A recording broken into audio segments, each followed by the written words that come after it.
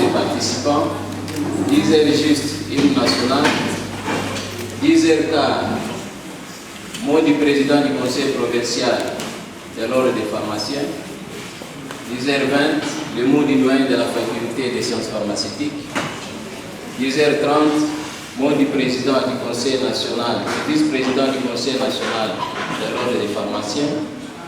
À 11h, début de la cérémonie de prestation des serments. 12h juste, le mot du représentant des nouveaux pharmaciens. 12h15, le mot de l'autorité politico-administrative ici présente. Et 12h30, ça sera la clôture de la manifestation. Et pour ce faire, nous demandons à l'Assemblée de se tenir debout pour l'hymne national. Debout, Congolais, unis dans l'essor, unis dans l'effort pour l'indépendance. Et sans l'enfant, longtemps pour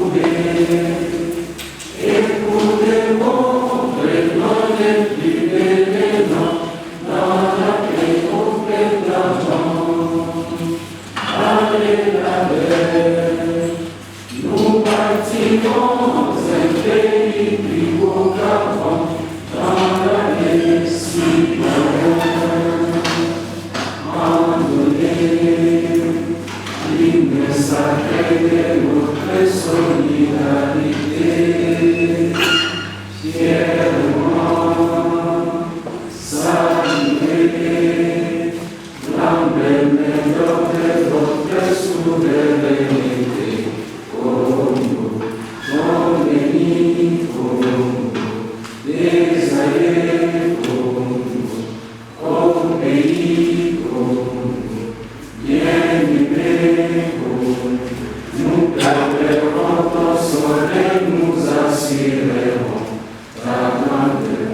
Quand les gens au doux soleil, quand les gens du 30 juin, jour sacré soit les témoins, jour sacré de l'immortel, serment de liberté, et nous lèvons à notre postérité pour toujours. Merci beaucoup. Il y aura un petit changement par rapport aux intervenants. Nous allons commencer par le doyen de la faculté des sciences pharmaceutiques pour le mot par rapport à la prestation. Je suis vraiment heureux d'être dans cette cérémonie, dans la mesure où les efforts que nous faisons pour avoir le nombre de pharmaciens qu'il faut pour la République ne peut pas être convenablement rempli si les pharmaciens que nous formons ne sont pas inscrits au tableau de l'ordre de pharmaciens. Et la condition essentielle, après avoir eu son diplôme, c'est bien sûr la prestation de serment. Et je ne reviens donc pas sur les aspects académiques nécessairement, mais je voudrais m'adresser à tous les lauréats de ce jour pour dire que le serment que vous prêtez, il est d'abord solennel, non seulement parce que toutes les autorités sont invitées pour recevoir votre serment, mais parce que la noblesse de la profession oblige que vous ayez un serment auquel vous vous tenez. Un serment que vous allez respecter. Ne prenez pas ça comme juste une formalité. Non. Et même le jour de votre mort, que je ne souhaite pas précipiter, il faudra encore qu'on vous délie du serment que vous faites aujourd'hui. Par conséquent, je ne voudrais pas vous rappeler les mots que vous avez prononcés tout à l'heure, l'engagement que vous prenez vis-à-vis des aînés, vis-à-vis des maîtres, vis-à-vis de la loi, vis-à-vis de votre État, de membres du Conseil provincial de l'ordre des pharmaciens. On ne peut pas comprendre qu'après avoir prêté serment, que certains d'entre vous puissent avoir des impairs dans leur langage, des écarts dans leurs attitudes. Et sachez que cet engagement, c'est seulement quelque chose que nous faisons sur la terre, mais je crois que même au ciel, cela est lié. Pour ceux qui ne sont pas encore mariés, je souhaite qu'ils se marient et qu'ils prennent aussi l'engagement de respecter leur vœu de mariage. Cela veut dire que c'est dans la vie, on doit respecter sa parole. Et le pharmacien plus que d'autres, parce que vous allez manipuler la vie des gens. Vous allez avoir l'obligation légale de respecter ce serment. Voilà pourquoi l'organe de la loi est là, pour prendre aussi acte de votre prestation de serment. Parce que, comme je l'ai souvent dit, le pharmacien, c'est une profession particulière. C'est la loi qui oblige que le pharmacien respecte les aînés. C'est la loi qui oblige que le pharmacien respecte les maîtres. Dans d'autres professions, c'est la civilité. Il faut être un homme bien élevé, il faut dire bonjour, il faut respecter les aînés. Ou bien si vous êtes religieux, on dit il faut se lever devant les cheveux blancs. Mais ici, pour la profession de pharmacien, c'est une obligation légale. Je souhaite une carrière pharmaceutique pleine de réussite, pleine de bonnes choses. Et n'oubliez pas d'où vous venez. Je vous remercie. Monsieur le Président du Conseil provincial de l'ordre des pharmaciens, Madame la Vice-présidente du Conseil provincial, Messieurs les membres du Conseil national de l'ordre des pharmaciens, Mesdames, Messieurs les membres du Conseil provincial, Monsieur le procureur, Monsieur le doyen, chers maîtres, Mesdames et Messieurs honorables pharmaciens, très chers récipiendaires, Mesdames et Messieurs les invités, à vos titres et tout protocole respecté, c'est avec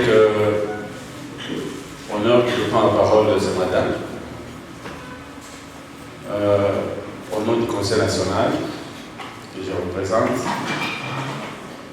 pour essayer dans quelques mots, en quelques phrases, pour vous parler de l'ordre des pharmacies, pour vous parler des institutions pharmaceutiques, pour vous parler de l'exercice de la pharmacie. Et je veux m'adresser plus spécialement aux récipiendaires de ce jour. Vous êtes en train de nous rejoindre dans une profession noble, comme monsieur le professeur et le doyen vient de le dire tout à l'heure. Et donc il y a un certain nombre d'obligations que nous sommes obligés de suivre. Je n'ai pas d'obligation parce qu'on n'a pas de choix.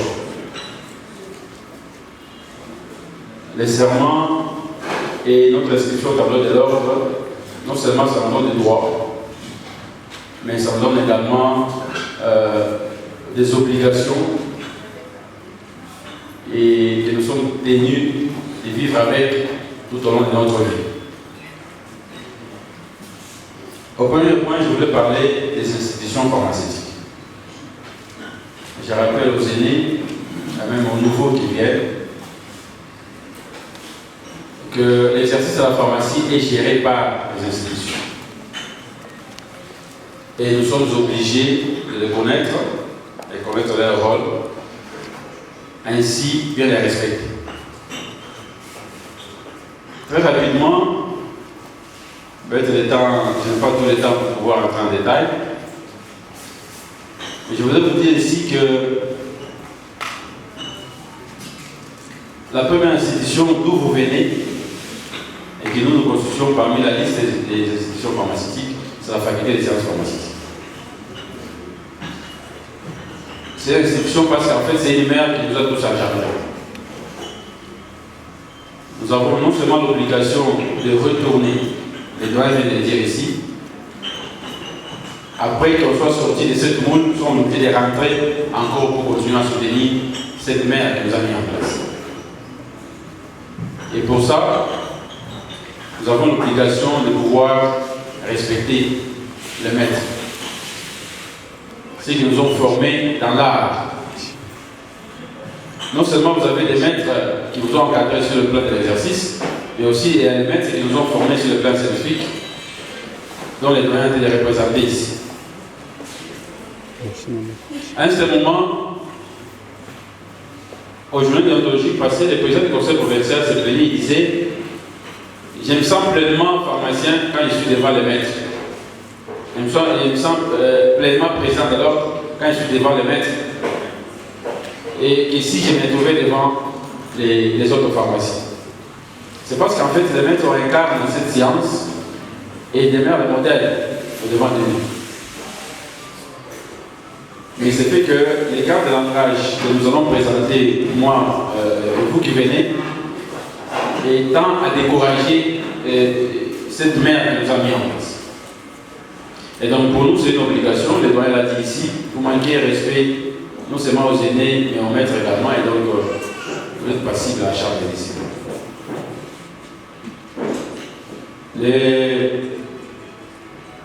Il y a certains maîtres aujourd'hui, certains professeurs qui sont, même qui ont terminé l'université pendant que moi j'étais plus à l'université. Mais ça, comment est-ce que je les respecte toujours quand je les vois. J'étais toujours à m'incliner devant eux. Parce que les gens qui sont en train de former aujourd'hui, ils sont homologues à moi. Quel qu'en soit mon âge. C'est pour vous dire que nous avons des respects par rapport à la faculté. La deuxième institution, c'est l'ordre de pharmacie. L'ordre de pharmacien, créé par la loi que vous connaissez, 91-18, du 30 mars 1991, est chargé de l'exercice de la pharmacie. Il détermine les personnes pouvant exercer la profession de pharmacie. Cette loi a un code de déontologie qui régit notre manière de vivre, non seulement en tant que pharmacien, mais également en tant que personne honorable dans la société. Nous avons l'obligation de ne pas nous conduire n'importe comment.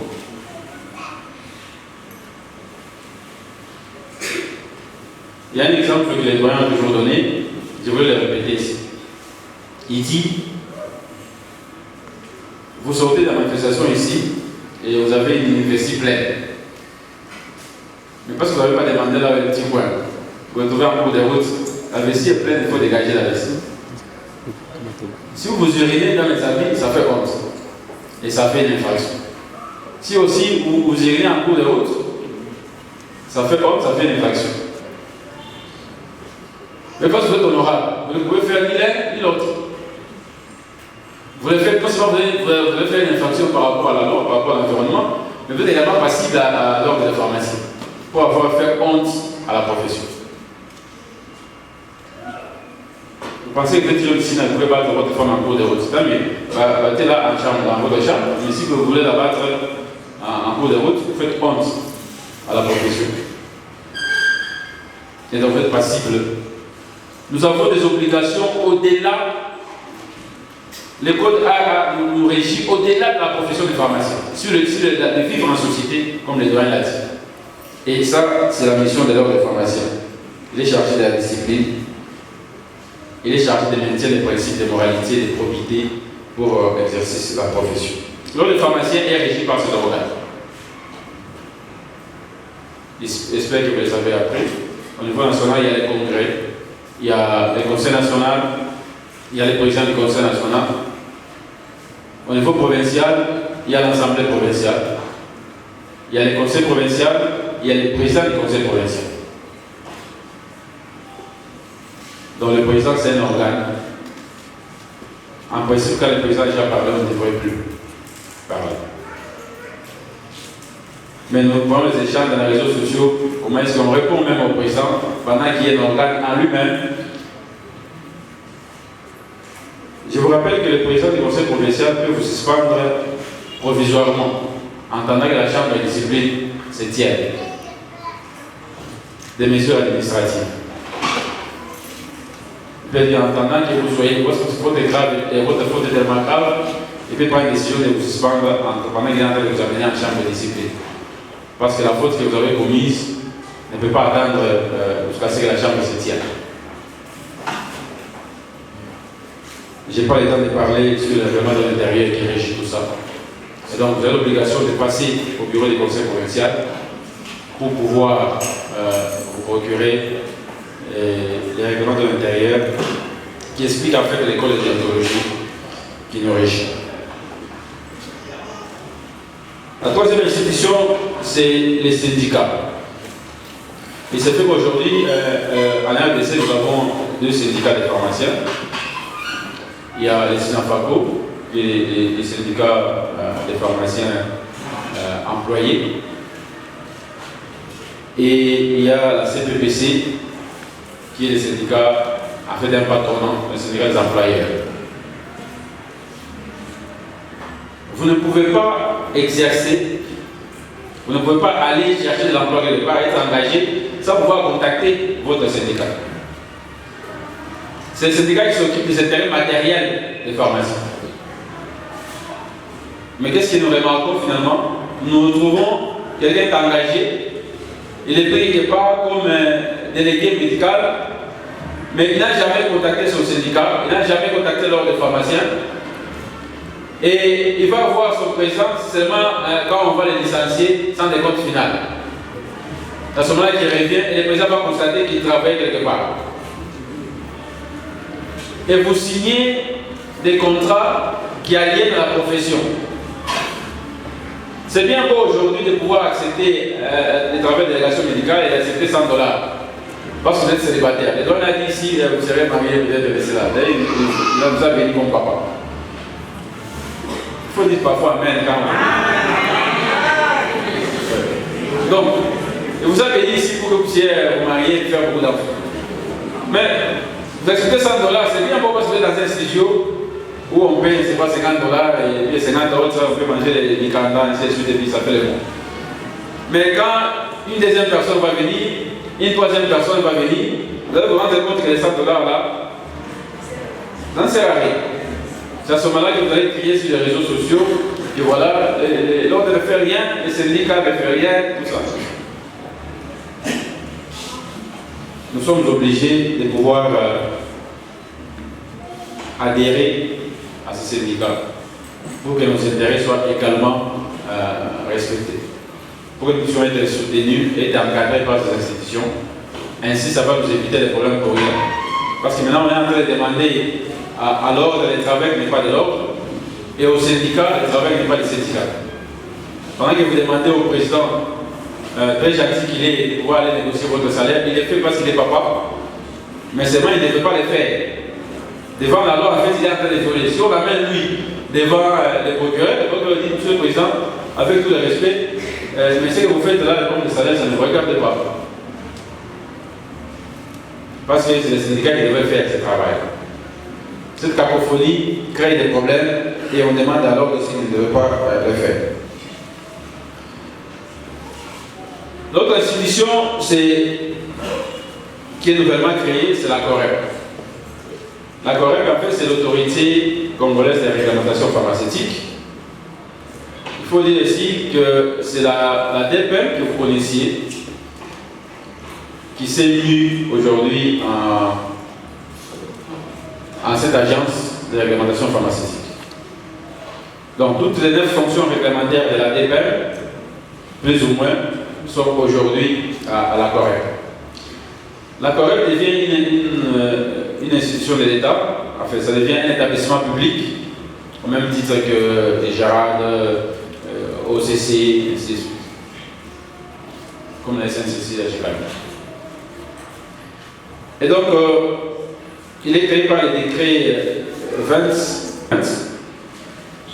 Et tout ce qui est travail de la réglementation pharmaceutique rentre dans cet accord. Tout ce qui est travail d'import-export par rapport aux médicaments rentre. Tout ce qui est homologation, enregistrement des médicaments, ouverture des établissements pharmaceutiques rentre dans cette convention. On y a ajouté également la pharmacovigilance qui rentre là-dessus. Mais c'est seulement la politique pharmaceutique en fait qui n'a pas été reprise. Au niveau du Conseil national, et moi particulièrement, ils sont en train de présider une commission au niveau national sur la mise en place d'une loi de l'exercice de la pharmacie. Et cette loi va devoir donner un caractère spécial aux médicaments et un caractère spécial aux pharmacies. Parce qu'un médicament, en tant qu'une denrée hautement stratégique, devait être géré par une personne stratégique également, qui est le pharmacien. Et nous pensons que nous sommes en train de parler le même langage avec les autorités politiques pour que cela soit mis en place. Alors, la Corée, il est géré par un conseil d'administration, par un comité de gestion. Il existe des directions, il y a 7 directions au niveau national et il y a les directions provinciales également. Et qui seront dirigées par un directeur provincial, un directeur provincial adjoint et 2 bureaux. C'est déjà en train d'être mis en place. Au niveau national, on a mis en place presque toutes les directions, les divisions et les bureaux, et même les personnes pouvant gérer ces institutions sont déjà mises en place. Donc nous pensons que nous sommes en train d'attendre au niveau provincial pour que ça soit installé et incessamment. Donc d'ici la fin de ce mois, au début du mois prochain, les directions provinciales également seront installées. Sûrement que ça va commencer par certaines provinces pilotes. La Corée aura suffisamment besoin de pharmacie. Suffisamment. Et donc, au moment opportun, vous serez contacté par telle ou telle institution au niveau national pour que vous puissiez exercer également, si cela ça vous plaît, au niveau de la Corée. Le nombre de pharmaciens que nous sommes au pays est très inquiétant en fait. Nous sommes très peu nombreux, même si dans les tableaux nationaux, il y a autour de 3000 pharmaciens, tous les pharmaciens inscrits, dans lesquels il y a des morts, il y a ceux qui sont à l'étranger également. Mais le nombre que nous sommes là, nous apparaissons beaucoup, parce qu'en fait, après 50% de ce nombre-là, il y a un chômage. Alors que si toutes les institutions travaillent correctement et si tout est assaini, je crois qu'on aura besoin d'importer les pharmaciens. Nous sommes en contact avec l'ordre des pharmaciens du Québec, qui nous a même invités sur place. Les tableaux du Conseil provincial du Québec, je vous rappelle que le Québec c'est une province du Canada. Ce n'est pas un pays. Le Québec seulement a plus de 10 000 pharmaciens. Et il est en train de demander, il nous a demandé officiellement à RDC de pouvoir les envoyer les pharmaciens parce qu'ils sont en nombre insuffisant. Ils sont à 10 000, pendant que nous sommes à 3 000, mais ils demandent à ceux qui ont 3 000 de pouvoir les aider à avoir des pharmaciens. Parce que chez eux, ça ne marche pas. C'est pour vous dire que le nombre que nous sommes, la RDC devait avoir autour de 100 000 pharmaciens pour que ça fonctionne correctement. L'autre institution, c'est le PNAM. C'est le Programme national d'approvisionnement en médicaments essentiels, qui est aujourd'hui en train de mettre en place ce qu'on appelle le SNAM, c'est le Système national d'approvisionnement en médicaments essentiels. Mais ici, je profite de ce micro pour pouvoir dénoncer quelque chose. Comme vous le saviez au début, le SNAM, on l'écrivait avec E à la fin. Le E là, ça signifie essentiel. Ça signifie que les médicaments qui devaient entrer dans la santé publique, ça devait être les médicaments essentiels. Mais les gens sont en train de boutiquer ici pour que le E là ne soit pas là. Parce qu'en fait, ils cherchent à créer une institution derrière qui va devoir commencer à importer des médicaments de spécialité, à mettre dans les circuits de la santé publique ainsi minimiser l'industrie locale. Or, la couverture santé universelle ne peut se faire qu'avec l'implantation de l'industrie locale. Si l'Algérie aujourd'hui, qui est au top de la couverture santé universelle en Afrique, a réussi, c'est parce qu'en fait, il produit déjà 80% des besoins en médicaments en interne. Et donc, l'ordre des pharmacies est en train d'énoncer ces dates des choses, et nous pensons que nous serons entendus parce que notre voix est portée un peu plus haut pour que cela ne soit pas ainsi. Dans les SNAM, en fait, qui s'occupent de tout ce qui est approvisionnement de médicaments essentiels, comme vous le savez, les SNAM a un circuit aujourd'hui avec la FEDECAL, les CDR dans les pays. On a oublié les secteurs privés pour que les médicaments qui vont entrer dans la couverture santé universelle soient seulement des circuits de la FEDECAL et des CDR. Nous avons porté notre voix à ce niveau-là pour que les secteurs privés également puissent entrer dans le SNAM, dans cet approvisionnement de médicaments essentiels, afin que les partenaires que nous avons dans le secteur pharmaceutique, même s'ils ne sont pas très gentils avec nous, mais au moins qu'ils soient aussi dans le système, ça va permettre de diversifier et rendre le médicament le coût un peu plus bas, afin qu'on arrive à cette couverture santé universelle qui est prônée par le président de la République. L'autre institution, en fait, dans laquelle nous sommes en train de quitter, c'est l'IGES. C'est l'inspection générale de la santé. Comme vous le savez, l'IGES avait une direction qu'on appelait direction de la pharmacie, de l'inspection pharmaceutique. Mais parce que la mission revient à la Corée, et donc cette direction devra fermer en fait, au niveau de l'IGES. Et même les bureaux de l'inspection pharmaceutique au niveau de l'IPES devra fermer et va rentrer à la Corée provinciale qui sera mise en place. Ici, je voulais dire que l'IGES en fait a créé plus les malheurs que de résoudre. Je ne sais pas très bien les bilans que vous faites de l'IGES depuis qu'il est là, l'inspection générale. On entendait les sentiments, ça n'est pas arrivé, mais nous sommes allés les tracasseries des opérateurs économiques en tracasseries des opérateurs économiques et ça ne nous a pas aidé. Et ça, j'ai dit à la honte de tous les pharmaciens. Parce que l'inspection pharmaceutique, il faut dire que ça a été géré par les pharmaciens et que ça n'a pas donné les résultats qu'il faut. Et donc c'était nécessaire que ces directions ferment. Mais notre plaidoyer va dans le sens où c'est la direction de la politique pharmaceutique qui doit être recréée au niveau du secrétariat général à la santé. Voilà d'une manière abrégée, très chers récipiendaires et les aînés qui sont là, les institutions pharmaceutiques en fait qui régissent, qui gèrent le secteur pharmaceutique. Alors je voulais parler très brièvement de l'exercice de la discipline. Il faut dire que l'exercice de la pharmacie est réservé aux seuls pharmaciens. Mais ce qui n'est pas le cas aujourd'hui. La gestion des médicaments n'est pas entre les mains des pharmaciens à l'état actuel des choses. Et donc, nous sommes obligés de nous battre, de nous serrer les coudes avec les institutions pharmaceutiques pour que nous soyons arrivés à récupérer la profession des pharmaciens, afin que ceux qui viennent puissent trouver également de la place. Parce que la place pour tout le monde est là. Au lieu de nous faire ridiculiser en train de tourner avec les médicaments sur la tête, sous le soleil, non conservés, nous devons également arriver à cet assainissement du secteur pharmaceutique. Les actes pharmaceutiques aujourd'hui sont connus et ils seront publiés dans la loi sur le traité de la pharmacie que nous sommes en train de mettre en place.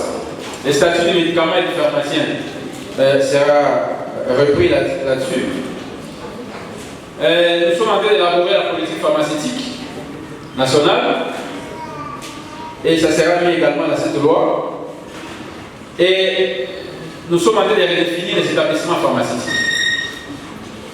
Parce qu'en réalité, c'est que aujourd'hui, se trouve une concurrence déloyale entre les officines pharmaceutiques et les établissements en gros. Parce qu'en réalité, c'est que les établissements de vente en gros, tel que c'est défini au Congo, ce n'est pas ce qu'il devrait être. Un établissement de distribution ne devait pas avoir des bénéfices, ne devait pas avoir des marges bénéficiaires, comme c'est chez nous. C'est pourquoi en fait, il y a cette concurrence. Les médicaments doivent quitter directement à la firme, au laboratoire, en passant par les répartiteurs, jusqu'à chez l'officinal. Mais parce qu'on a mis un établissement intermédiaire, ça crée une concurrence déloyale. On a mis l'établissement de vente en gros. Alors que c'est des laboratoires où son répartiteur qui devait avoir les marges bénéficiaires, devait être en fait un établissement de distribution en gros. Un établissement de distribution devait travailler au prorata de sa distribution par rapport au répartiteur. Et ça pose énormément de problèmes. Nous pensons que les établissements de vente en gros, tels qu'ils existent au Congo, devraient fermer, devraient cesser.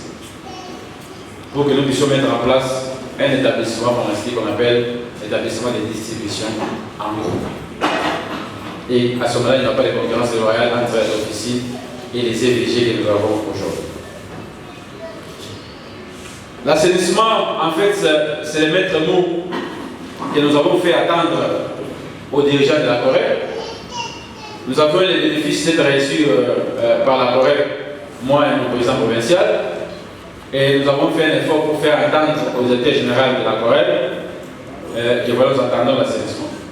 J'ai échangé plusieurs fois avec la dame présidente du conseil d'administration. Je lui ai fait entendre que voilà, les maîtres mots de la Corée, c'est l'assainissement du secteur pharmaceutique. Mais l'assainissement tel que nous l'entendons, ce n'est pas celui-là. Ce n'est pas mettre des cadenas dans les boutiques de la mort, mais il y a toute une arsenal derrière qui devrait accompagner. Et nous plaidons pour l'assainissement ciblé. Monsieur le pharmacien, pour pouvoir exercer tout ce que j'ai dit là, nous devons vivre dans la discipline et dans la discipline stricte. Parce que le pharmacien n'est pas un personnel comme tout le monde, c'est un personnel à part entière. Un personnel mis à part. Et donc pour ça, la loi a prévu la discipline. Le règlement de l'intérieur, cher récipiendaire que vous allez vous procurer au niveau du conseil provincial, reprend toutes les procédures disciplinaires. Il y a même une décision spéciale par rapport au fonctionnement de la chambre de discipline. Je vous donne quelques grandes idées. Dès que vous avez commis une infraction disciplinaire, une faute disciplinaire, vous serez amené, on me dit qu'on m'accorde 5 minutes. Donc je termine à 5 minutes. Merci, monsieur le secrétaire. Le secteur pharmaceutique aujourd'hui, sans revenir sur tous les éléments de VP, est en pleine mutation. Nous sommes en train de prendre un virage avec la venue de la Corée, qui va avoir un arsenal juridique plus étoffé, qui aura du personnel, un peu plus de personnel sur le terrain, un peu plus de moyens. Donc nous pensons que nous pouvons espérer qu'enfin le secteur pharmaceutique, nous aurons tant soit peu les solutions que nous recherchons depuis des années. Mais je voudrais vous dire que ces solutions-là ne viendront pas si chacun de nous, chaque pharmacien, ne s'engage pas. C'est pour ça qu'aujourd'hui, je voudrais vous rappeler que nous avons besoin de pharmaciens, c'est vrai, compétents, mais nous avons aussi besoin de pharmaciens warriors. On a des warriors. On parle quelqu'un là-bas. Donc nous avons plus besoin de pharmaciens warriors. Ça veut dire tout simplement que les pauvres pharmaciens qui pleurnichent à la longueur des journées doivent être révolus. Chacun de nous, là où il est, doit se dire qu'est-ce que je vais apporter à la profession pour que nous puissions avoir toutes ces solutions ensemble. C'est vrai, la Corée est en train d'être installée, mais je connais à peu près notre pays. Cette année 2023, c'est une année électorale. Et vous savez mieux que moi que toutes les autorités, 90% de leur attention sera portée vers leur élection. Si nous restons en off, si nous continuons à nous plaindre, notre sort sera mis d'abord au tiroir en attendant que 2024 ou 2025. C'est pour ça que je disais, je le rappelle encore, on a besoin de ces pharmaciens-là qui sont prêts à s'engager, ces pharmaciens qui sont prêts à faire du bruit. Lorsqu'on a besoin de vous, vous êtes là pour que nous puissions à même, pendant que nous sommes en train d'installer la Corée, à même d'interpeller toutes les autorités impliquées, que ce soit les autorités politico-administratives, que ce soit les autorités judiciaires, parce qu'il y a des responsabilités qui reviennent sur le procureur, et des responsabilités qui reviennent à la justice, nous devons être ce pharmacien-là qui s'engage sur cette voie. Et je voudrais dire un petit mot aux nouveaux pharmaciens qui vont prêter serment tout à l'heure pour clore mon propos. C'est vrai, hier, quand j'ai posé un peu dans notre causerie, il y a une phrase qui revenait tout le temps. Un pharmacien est un monsieur. N'est-ce pas? Un pharmacien est un monsieur. Je suis bien d'accord. Nous exerçons les deux, le doyen et le VP, vont encore répéter. Nous exerçons une profession noble. C'est une profession qui permet en fait de donner la vie ou la mort. Ça requiert que nous ayons des gens qui soient compétents. Nous pouvons être fiers de cette profession. Mais je vous ai dit hier, encore une fois, que parfois moi je suis pragmatique. Un monsieur, le pharmacien monsieur, entre guillemets, c'est lui dont on parle. C'est le pharmacien qui va le démontrer dans la qualité du travail, dans la qualité, en fait, en termes de compétences, que lorsque la famille ou tous les patients vous voient faire exercer votre profession, c'est eux qui vous demandent si vous étiez pharmacien ou pas. Quelle est votre formation? Donc si vous êtes ce pharmacien-là, comme je le vois en majorité, où nous mettons les diplômes devant nous voulons que notre diplôme nous défende, je pense que nous sommes partis pour déshonorer cette profession. Moi je pense que les diplômes que nous avons aujourd'hui, pour moi, il doit être derrière. Je dois montrer en quoi est-ce que je suis capable. Je dois montrer l'amour de la profession. Je dois prouver à mon employeur que ça vaut la peine que je sois là. Parce que le monde d'aujourd'hui, il est capitaliste. C'est vrai, nous parlons des salaires. Le VP connaît mon point de vue. Moi, je n'ai jamais discuté du salaire. Pour moi, c'est un problème secondaire. Je me dis toujours, il n'y a aucun employeur au monde qui a besoin de perdre un employé de qualité. Lorsque vous êtes compétent à votre service, lorsque vous donnez les meilleurs de vous-même, il n'y a aucun employeur qui aura besoin de vous perdre. Donc je voudrais que vous soyez ce pharmacien-là, on va trouver dans un EVG, pas dans un petit bureau en train de regarder Jacques Boer, tout simplement parce que la loi a exigé qu'il faudrait que vous ayez un pharmacien. Il a mis le papier, c'est tout. Il s'assoit dans son petit bureau. Tout ce qui se passe à l'EVG, il n'est pas au courant. Je pense que si c'est ce pharmacien-là que vous voulez devenir, ça va nous amener encore plus de problèmes que de solutions. Je pense que c'est avec... je pense que je n'ai rien à dire. C'est avec ce propos-là que je vais arrêter mon discours. Et encore une fois, mes sincères félicitations à vous. Merci beaucoup, Monsieur le Président. À présent, nous allons passer à la cérémonie de prestation. Nous allons demander aussi aux autorités de se tenir debout juste ici devant. Demandons aussi aux procureurs.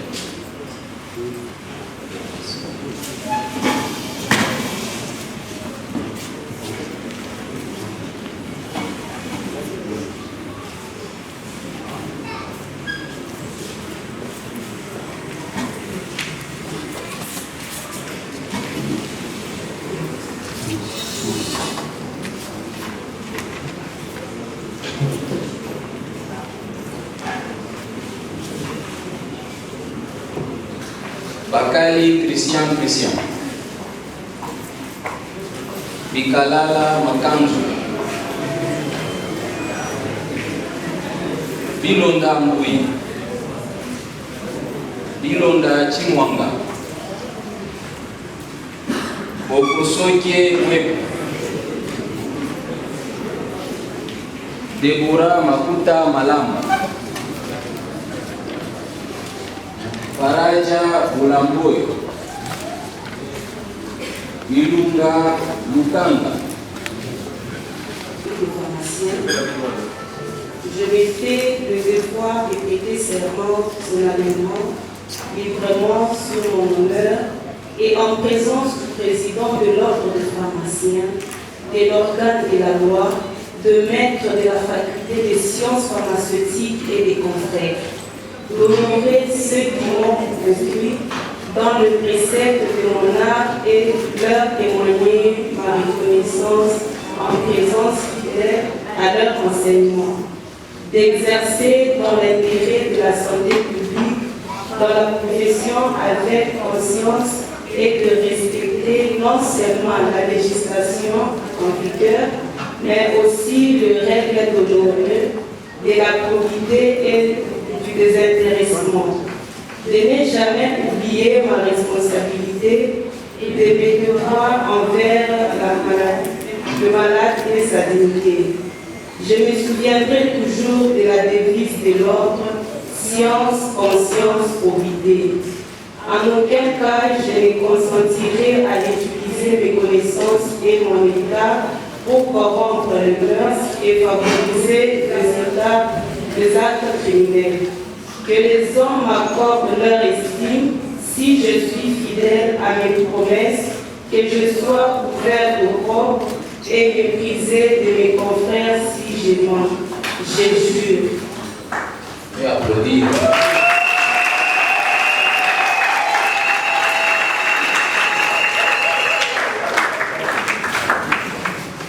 Au nom de maître, de l'organe de la loi et de tous les aînés qui sont ici, et à ma qualité du président du Conseil provincial de l'ordre des pharmaciens, je prends acte de votre acte d'engagement et sincère félicitations à vous.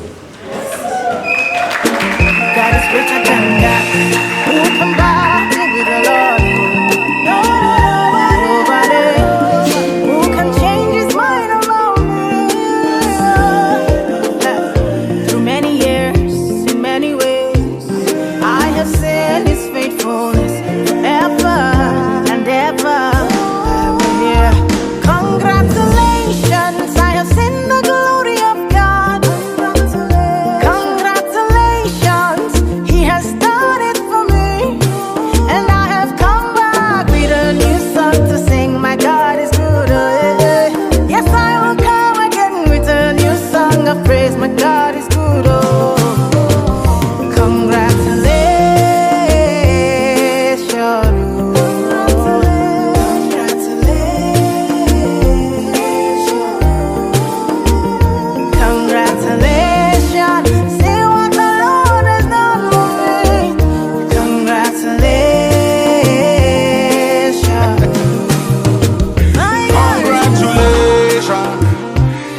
Jubilation, congratulations, no more tribulation. I bring you good news where you cannot refuse. Oh Lord, I told you with Christ that you can never lose. Oh God, woman, I beg you give me your attention. Very, very soon you will share your testimony. One by one you will tell your testimony. Bigger than money, we say sweeter than honey. Congratulations, you've seen the glory of God. Congratulations, he has done it for you. And you'll come back with a new song to sing. Your God is good. Oh. One day You will come again with a new song of praise. God is good. Oh. Congratulations.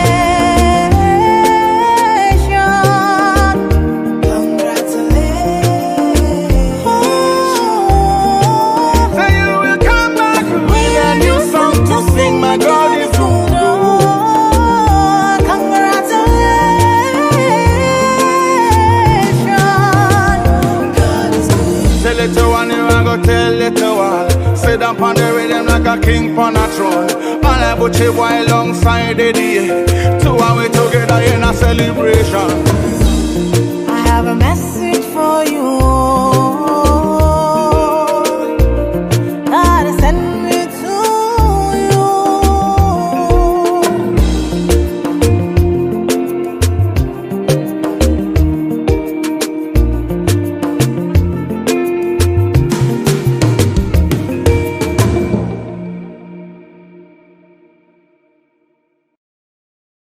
J'avais demandé aux élèves de se mettre debout. C'était aussi pour compter un peu. J'ai vu que c'était à peine 9 personnes. Malgré le communiqué signé où on a posé un saut, ça n'a servi à rien. Comprendre tout pour eux. Alors, je voudrais passer la parole au nouveau pharmacien. Ils ont insisté tellement. Ils avaient un mot, je ne sais pas, l'intention de...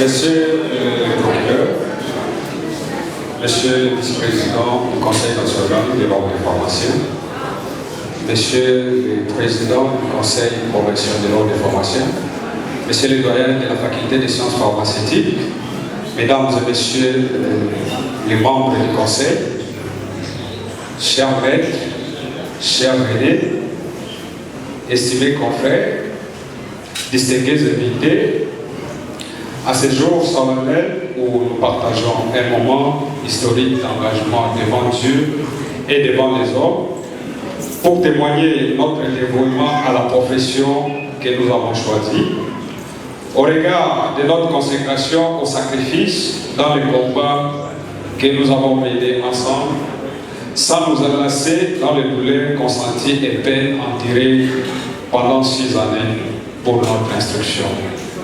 Nous avons été à la hauteur de fixer nos yeux au-delà de notre imagination sur un chemin rocailleux dans lequel nous sommes dit ensemble, nous sommes une promotion, une profession, une histoire.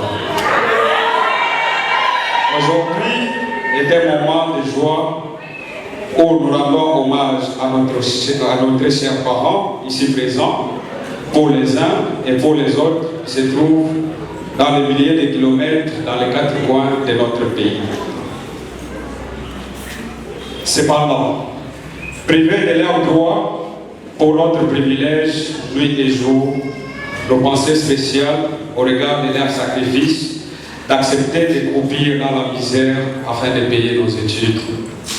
Nous rendons hommage à nos chers maîtres et formateurs, professeurs, chefs de travaux et assistants, par la spontanéité et la bienveillance avec lesquelles ils ont disposé de leur temps pour poser les jalons des fondements d'une base scientifique avérée, et cela par les conseils, initiatives, orientations, modalités pratiques et assimilation au sens du travail avec compétences professionnelles sans doute. Ainsi donc, nous disons, nous avons appris, nous avons compris et bientôt nous allons entreprendre.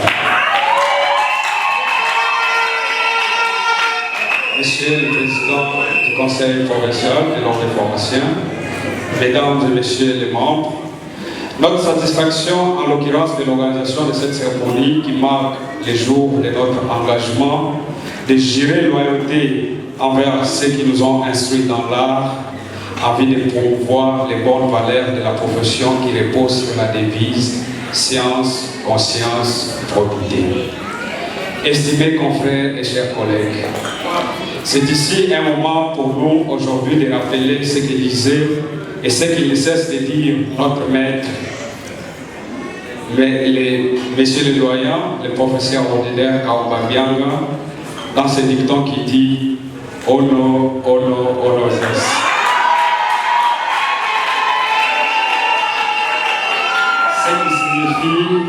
L'honneur est une charge. Oui, aujourd'hui, nous avons accepté l'honneur d'être appelés pharmaciens, messieurs les pharmaciens, honorables pharmaciens, mais n'oublions pas de porter ce fardeau jusqu'au dernier jour de notre existence ici sur terre. Ainsi donc, lèvons-nous, allons-y, rejoignons ceux qui nous ont précédés et combattons la criminalité dans le secteur pharmaceutique. Que vive la prestation des serments gagnants, que vive le nouveau pharmacien, que vive l'autre pharmacien, je vis et je reviens.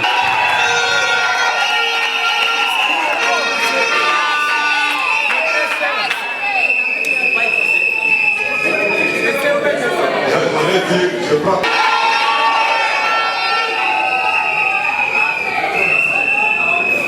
La reconnaissance que vous avez témoignée aujourd'hui à l'intention de Mohamed, j'espère que vous nous l'oubliez, vous n'allez pas oublier cela. J'espère que c'est sincère. Voilà pourquoi je prends acte de ça.